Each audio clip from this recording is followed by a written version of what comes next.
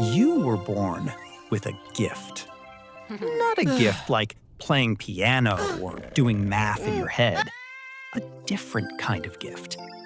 The kind where you look at a person for 30 seconds and already know exactly what they want to hear, what they're afraid of, what they desperately wish were true. Most people with that gift become therapists or salespeople. You became a con artist. And honestly, across every single era of human history, you thrived. Let's start at the very beginning. Ancient Rome, around the year 100. You're 12 years old and working the crowds near the Forum. While other kids your age are hauling water or mucking out stables, you're standing near the money changers pulling off a coin trick. You show a man a bronze coin, fold it into a cloth, shake it, and somehow it turns into a pebble. People stop. People stare. Some of them pay just to see it again. Some of them pay to learn it. You teach them wrong on purpose and charge double for the lesson. Here's what you figure out at age 12 that most people never figure out at all. People don't get tricked by tricks. They get tricked by what they want to be true. The farmer who wants to believe in magic. The merchant who wants to feel smarter than other merchants. Every mark is just a person with a wish. Your job is to make them feel like that wish is about to come true. You know that thing people say, that we only use 10% of our brain? Completely made up. Scientists have known that for over a century, but people love it. They love the idea that there's a hidden 90% just sitting there waiting to be unlocked. That's not neuroscience, that's a sales pitch, and you figured that out at 12. By 17, you're running a shell game near the temple steps. By 19, you're selling cursed amulets to soldiers, blessed by a priest you completely invented, guaranteed to stop any blade. And they buy it. Men who kill people for a living buy it, because even killers are scared of something. You're charging 3 times what a real amulet would cost, by the way, and the soldiers haggle over the price. Men about to walk into battle, haggling over the price of something a 12-year-old made up. That tells you everything you need to know about people. Then one day, a soldier comes back. The amulet didn't work. You run. Fast forward a few hundred years. Medieval England, 1350. The Black Death just tore through the country 2 years ago and left gaps in every family, every village, every farm. People are grieving. People are desperate. People are absolutely starving for any kind of comfort. You show up in a rough monk's robe. You bought off an actual monk for 1 shilling. You're carrying a wooden box full of holy relics. A splinter from the true cross, a vial of a saint's tears, a finger bone from a martyr. The bone is from a pig. And here's a fun one. Everyone thinks medieval people believed the earth was flat. They didn't. Educated people in 1350 absolutely knew it was round. But you tell the villagers otherwise anyway. Because a person who thinks the world might fall off an edge is a person who's already comfortable believing things that aren't true. That's your target demographic right there. But here's the thing. You never promise miracles. You're smarter than that. You just imply them. You talk about the man in the next village whose cow recovered after he held the relic. The woman whose son came home from the war in one piece. You let their imagination do the heavy lifting. You eat well, you sleep in actual beds, and you start saving money for the first time in your life.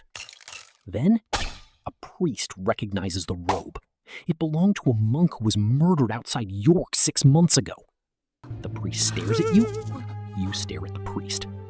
Your horse is 30 yards away. You've been here before. By the time the Renaissance rolls around, you've upgraded significantly.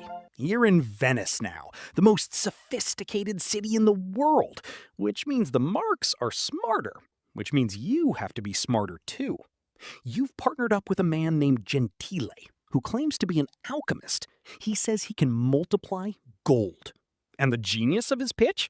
He doesn't ask for money up front. He asks noblemen to give him a small amount of gold for the experiment. Then he multiplies it, gives them back twice what they gave him. That first transaction is completely real. The gold is real, the profit is real. The second investment is always 10 times bigger. It never comes back. You handle the door. You take the coats, you learn everything. Which men need to feel clever, which need to feel chosen, which just want to feel like they're getting away with something. You're basically getting a master's degree in human weakness. Then the Venetian magistrate starts asking questions, and Gentile vanishes overnight, taking the strongbox, leaving you holding a logbook full of the names of very angry, very powerful noblemen. Venice suddenly feels extremely small. Now we're in London, 1720.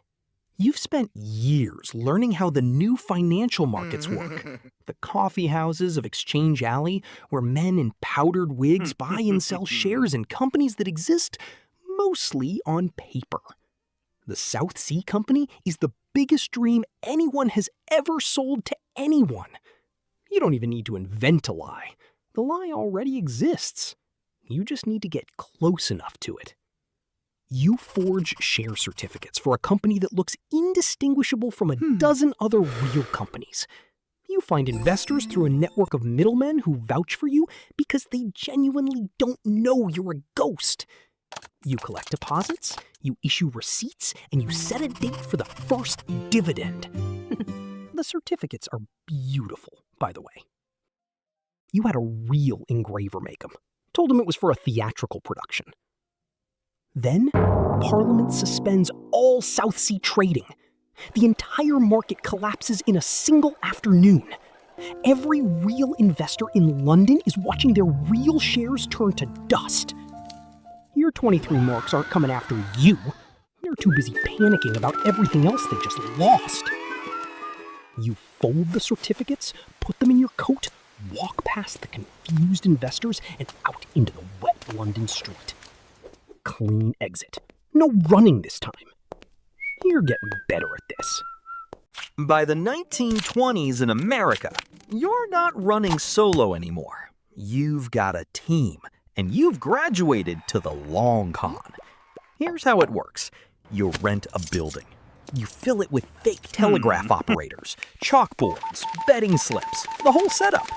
You convince a wealthy mark that you have access to horse race results 3 minutes before the bookmakers get them. 3 minutes is all you need to bet on a sure thing. You let him win twice. Small amounts. Just enough to make the system feel completely real. Then he walks in with everything he has. The race you show him never happened. The horse never ran. By tomorrow morning, the building will be empty. The sign will be down, and your operators will be in 3 different cities. And here's the most important detail. Help! The mark We're in won't trouble. go to the police, We need because to explain what happened, he'd have to admit he was trying to cheat the bookmakers himself. That's the final lock on the door. You never steal money from a man that he can actually admit to having. You split the take 7 ways. Your share fits in a single envelope. So what's the through line? What connects a 12-year-old doing coin tricks in ancient Rome to a man running a fake telegraph office in Chicago? It's not greed. Greedy people are sloppy. Greedy people get caught. It's something much simpler. Every mark, in every era, across every century, they all wanted the same thing. They wanted to believe the world had a secret door that most people couldn't see. A shortcut. A miracle. An edge. You just happened to be the person selling the key. And honestly, you were the only one in the room being completely honest about it. Oh, and one more thing. People always say money is the root of all evil. That's not what it actually says. The real quote is, "The love of money is the root of all evil." Big difference. One blames the money. The other blames the person holding it. You always knew which one was right. Next time, don't be the one losing their shirt. Subscribe, hit the like button, and catch you later.